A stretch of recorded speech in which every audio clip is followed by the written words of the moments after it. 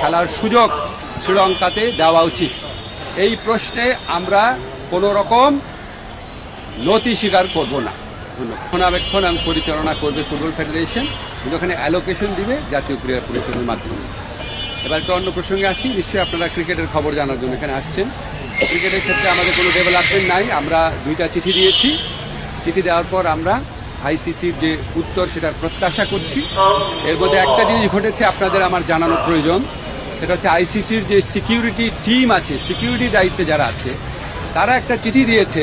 সেই চিঠিতে বলা হয়েছে 3টা জিনিস হলে বাংলাদেশ টিমের নিরাপত্তা আশঙ্কা বাড়বে।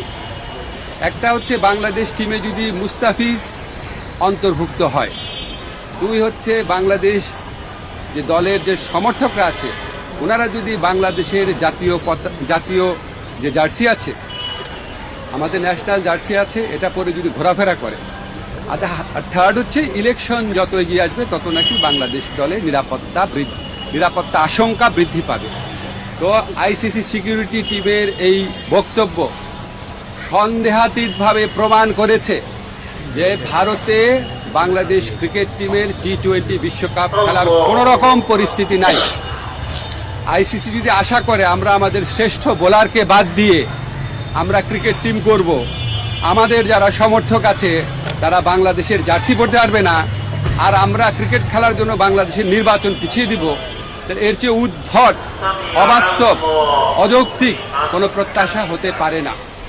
আমরা মনে করি ভারতে যে উগ্র সাম্প্রদায়িক পরিস্থিতি বিরাজ করছে এবং বাংলাদেশ বিদ্বেষী যে পরিবেশ বিরাজ করছে, বিশেষ করে গত 16 মাস ধরে বাংলাদেশ বিদ্বেষী যে অব্যাহত ক্যাম্পেইন চলেছে, এটার প্রেক্ষিতে বাংলাদেশের পক্ষে ভারতে ক্রিকেট খেলা অসম্ভব ব্যাপারে পরিণত হয়েছে। মুস্তাফিজের পর্ব এবং এরপরে আপনাদের যে চিঠির কথা বললাম সেটার মাধ্যমে এটা সন্দেহাতীতভাবে প্রমাণিত হয়েছে। আমরা মনে করি ক্রিকেট খেলার উপর কারো কোনো মনোপলি থাকা উচিত না। বাজার ব্যবস্থাপনার ভিত্তিতে একটা খেলার সম্পূর্ণ বা একটা টুর্নামেন্টের ভাগ্য নির্ধারিত হতে পারে না।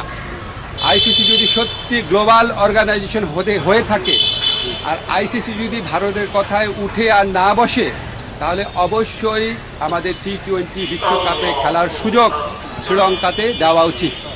এই প্রশ্নে আমরা কোনো রকম নতি স্বীকার করব না।